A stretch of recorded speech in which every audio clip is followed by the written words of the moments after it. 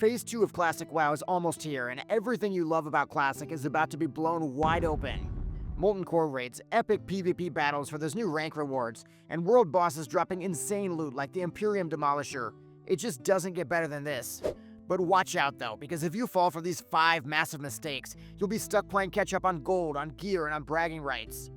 Today I'm exposing the biggest pitfalls, so you can dodge them and dominate Phase 2 like a pro. Before we kick things off though, I'd love to know, what's your proudest Classic WoW accomplishment? Clearing Molten Core for the first time? Maybe it's snagging an epic drop. Tell me in the comments, I read every single one. So mistake number 5 is not making gold during the early gold rush. First up, if you're not raking in gold when Classic Fresh is booming, you're making a huge mistake, throwing away your chance at an epic mount, best in slot flasks and DPS consumes, at a massive gear edge against your competition. I've specifically got Dire Maul Insanity. This dungeon's an absolute gold mine right now, and if you're not planning to milk it with new gold making methods, you're already behind.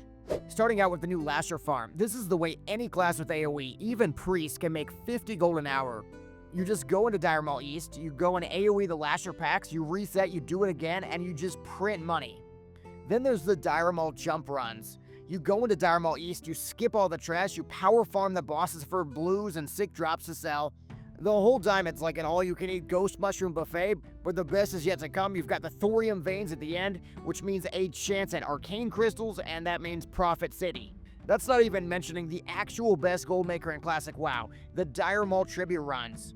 Hunters can solo King Gordok themselves. They get the very lucrative tribute chest with the BIS items, the Tarnished Elden Ring, the Rod of the Ogre Magi. The best part is, though, you can sell spots in your Dire Maul for 5, 10 gold a pop, and players, they want to grab the new Dire Maul crit buff, the damage, the stamina world buffs. You don't even have to be a hunter, though. You could just be a lowly priest like me. You make a 5-man Dire Maul North tribute run. Once the run's over, you sell the buffs. In my experience, I was able to make over 100 gold an hour just standing at the door opening trade. It is amazing. So mistake number 4, I see so many people making this mistake. It's not taking advantage of AFK profit. You can literally be AFK checking the auction house for underpriced items, you just flip them to vendors and you make instant profit. One of my favorite tricks is to buy silk cloth anytime it's below 2 silver. You turn it into heavy silk bandages for free profit. Or you could do mage weave cloth. Anytime it's below 4 silver, you turn it into mage weave bandages, even more free profit.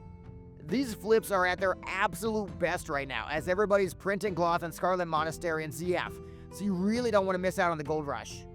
If you do want a full breakdown of how to get rich fast though, click the link in the description for my gold making masterclass. Are you making way more gold than all your friends, or are you broke all the time? Let me know. So mistake number 3 is skipping out on the PvP ranking. And yes, you heard me, if you skip out on PvP in Phase 2, you're making one of the biggest blunders possible. First, you don't want to be scared off by the idea of ranking. Ranking is so much easier than ever before. Your ranks never degrade, and you don't have to worry about competition. You're just going for a specific honor goal, and that's all you gotta do. It is nothing like the nightmare of the 2004 systems. That also means you can hit rank 11 shockingly fast to get that awesome PvP mount, really in just around 4 weeks.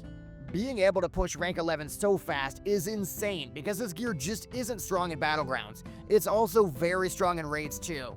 On my fresh Nightslayer Shaman, for example, some of those rank pieces are very close to pre-BIS, so I can get new upgrades to raid on Nixie and Molten Core, but I'm also having fun chilling in AV too.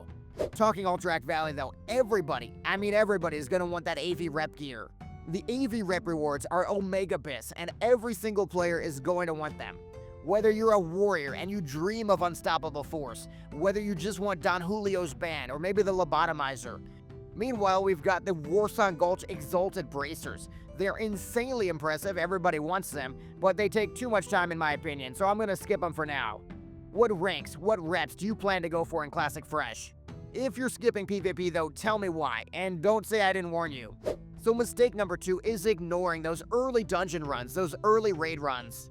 Some people might think they can just wait until ZG or AQ to catch up, but skipping out on Molten Core and Dire Maul and on Nixia, it is such a huge mistake in Phase 2. The first reason is that this is just the best time to be playing Classic WoW. The hype is real, the fun is there, the groups are everywhere. There's really no better time to find a guild or find a party. Later on, of course, the phases get quieter, but that's not even the biggest problem. See, the longer you get into Classic, the more specific everybody's gearing needs are. Instead of everybody running every single dungeon, just doing everything, you might have 10 warriors just competing for 2 weapons, and all they need to do is upper Blackrock Spire.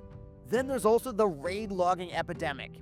Instead of raid logging, the players that'll be on top later in Classic, they're playing like crazy right now. They're securing these really obscure, really specific items. The best warriors, for example, they're locking in new healing pieces so they can have the very best flask set when that comes out in the Blackwing Lair phase. And the best players are going for those seemingly useless tier pieces, the ones that become insanely contested with the tier 0.5 questline in the AQ40 phase. There is something even worse than raid logging though, which is raid avoiding. I've heard from players that are content to take it slow, they're skipping out on Molten Core, they just think they can come in later and get all the gear for free. The problem with that is it ignores that the rarest pieces, the Bone Reaver's Edge, the Onside Girdle, they're always going to be insanely contested. You want as many chances of these items as possible, because they're still going to be missed all the way until the next phase. You really don't want to have to come back to Molten Core in 6 months and competing with 25 other warriors for the exact same piece of loot. So are you still running dungeons? Are you raid logging? Maybe you clocked out at 60. Don't say I didn't warn you. So mistake number 1, the biggest mistake, is not making long-term investments. If you want free profit without grinding your life away for the rest of this game, you've got to start investing in items that are dirt cheap now and will explode in price during Phase 2 and beyond. The first type of items are the ones that were from leveling. Think the Golden Pearls, the Flame Sacks, the Mage Weave Cloth. There's an infinite supply, seemingly at launch, but that supply really dries up when people hit 60. Then we've got the flasks, the consumables. There's the Winterfall Firewater, the Winterfall Echoes, you name it. Everybody and their mother, they're gonna want these for their raids, their speedruns. But once the supply dries up, the prices will really skyrocket. Then we've got those low-level items. Nobody, I repeat, nobody wants to go back to those low-level zones when you're raiding in the endgame.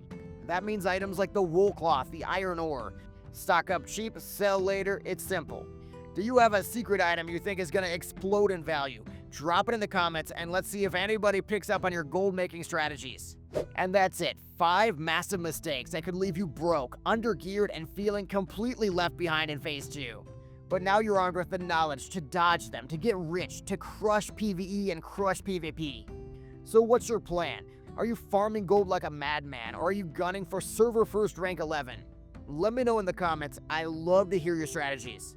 So if you found this video helpful, or if you're just terrified of missing out, smash that like button, subscribe for more classic WoW tips, and hit the bell so you don't miss my next deep dive on the most broken ways to dominate Phase 2.